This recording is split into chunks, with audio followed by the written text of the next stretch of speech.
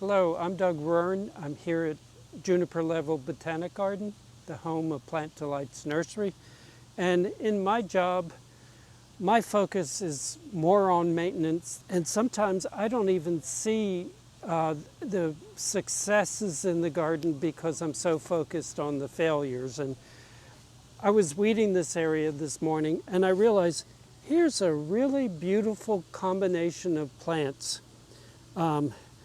Flowers today are not a big part of this combination, but there's a fair amount of color in the foliage and really exciting contrast in shapes and textures.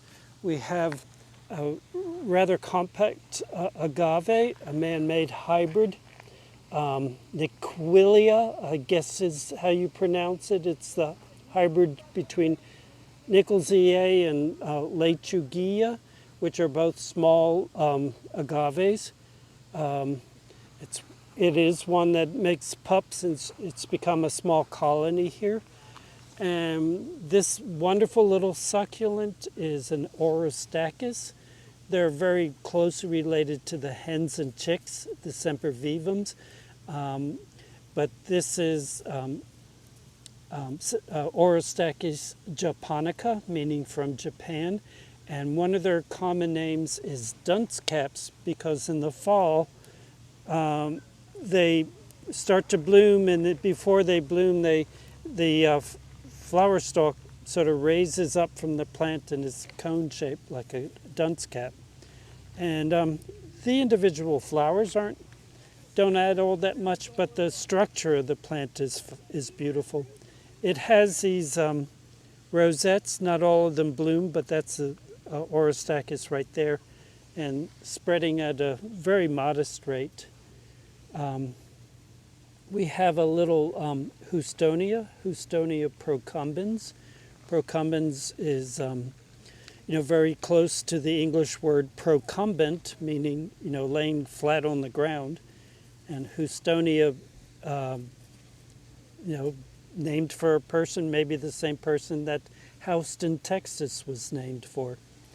Actually, the city in Georgia is pronounced Houston County in Georgia.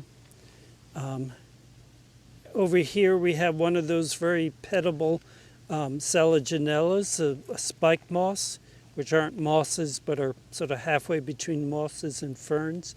This is Selaginella wrightii, Wrightii. And it's one of the Selaginellas that grows out in sun and is very tolerant to dry conditions. There's many Selaginellas that fit at the other end of the spectrum that don't want shade and moisture.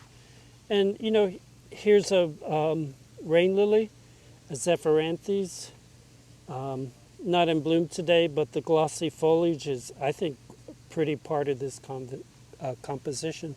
And if we look a little bit further on, there's a Dianthus that's one of those long blooming Dianthus. The Dianthus has a wonderful cultivar name. It's Paint the Town Magenta.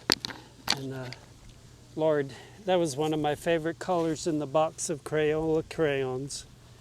And over here is a fun plant. It's one of the plants that you can use as a indicator of the time because it opens up about 4 o'clock in the afternoon. The flowers look very much like this Cuthbertia or Tradescantia, but they don't open until 4. I originally knew it in the genus Talinum, but now it's in the genus Phemeranthus, meaning an ephemeral flowers. They open about 4 and they're open through the evening, and then come morning they're closed already. This plant is full grown.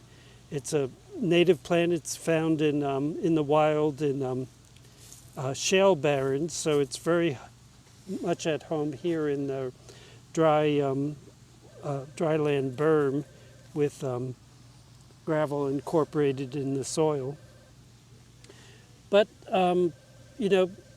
a very fun, successful combination, a composition of plants today not so much based on flowers, but rather shapes and textures. So that's part of the fun of gardening.